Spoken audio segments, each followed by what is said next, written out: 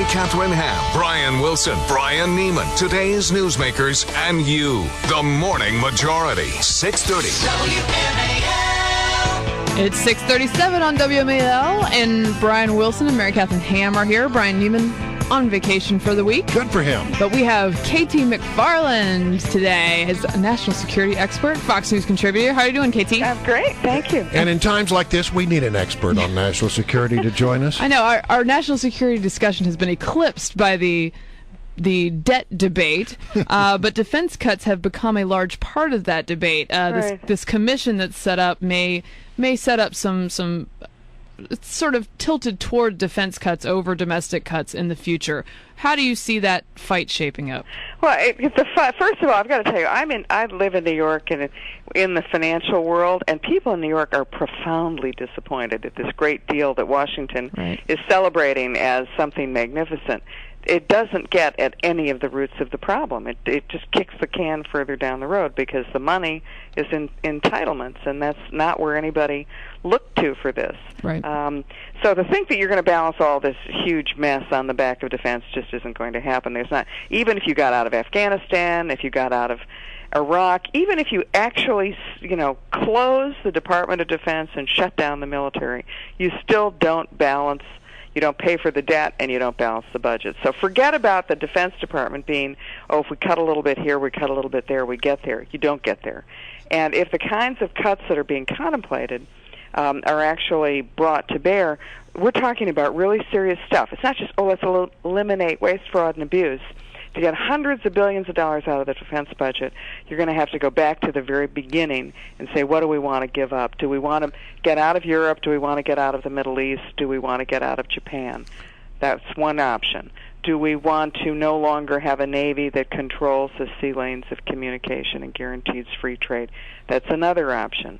Another option would be to say, do we really even want a standing military? Let's go back to what we had before World War I. You didn't have a standing military. You had an officer corps, and you had some equipment, and in case of war, you could mobilize both people and material. Those are the kinds of things we're talking about for the big radical defense cuts that we would do. And, do you want to do that, or do you want to not have bee museums? And this all comes at a time. I've been reading a lot of stories of late about how the Chinese are building up their military at a time when we're talking about cutting ours back. I mean, the Chinese are about to launch aircraft carriers, something they've never done before. Yeah, I mean, it's not only are they building up their military, but frankly, I think the more frightening prospect of China is that they're stealing our R&D. We pay a lot of money to develop a new weapon system, a new airplane. We do a lot of R&D, we do a lot of new technologies, and the Chinese, if they can just tap into one of our computers,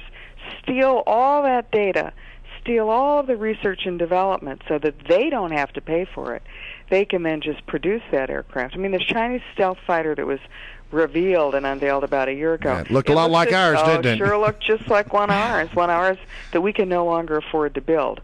So I think that there's another area where, we would get a lot more sort of bang for our buck if we really focused on protecting not just our military secrets, but our civilian economy from cyber attack.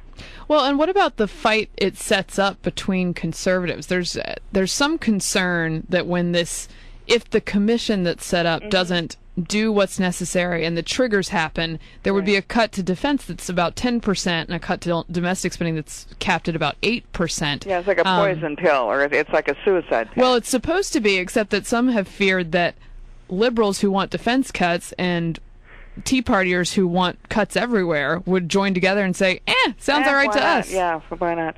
Again, I just don't think this gets to the root of the problem. The root of the problem is that we're way, way, way too in debt. We're not going to talk about balancing the budget.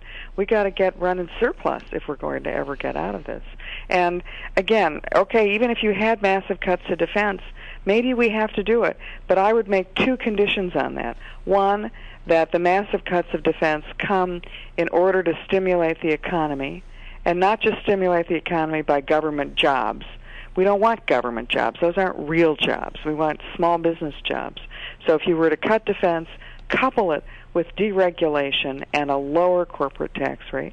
And if you're going to cut defense, do it like grown-ups and understand that you can't just nip a little and tuck a little there and cut down on the readiness and cut down on the training and don't have pilots fly as many training hours. Because I lived through that. In the Reagan administration, when I came into the Reagan administration and we were at the Pentagon, we went around to the bases and we saw that we had airplanes that couldn't fly because they didn't have spare parts. For every tank that could operate, we had to have a tank sitting next to it that was cannibalized for spare parts because we had not ordered spare parts. We had pilots that hadn't flown enough hours to be certified, ready to fly. We had ships that couldn't sail because they didn't have the fuel. That's the kind of stuff that tends to happen. And I worry that if we do that, we so hollow out the military that we, like Jimmy Carter, when he tried to rescue Iranian hostages, had 8 helicopters and they couldn't even get off they got off the ground, they couldn't even make it. And that was the single most humiliating picture of a defeated America. Yeah, we certainly don't want to go back to those days. KT, in about 10 seconds, do you have any thoughts about the Hosni Mubarak trial? I think it's a travesty.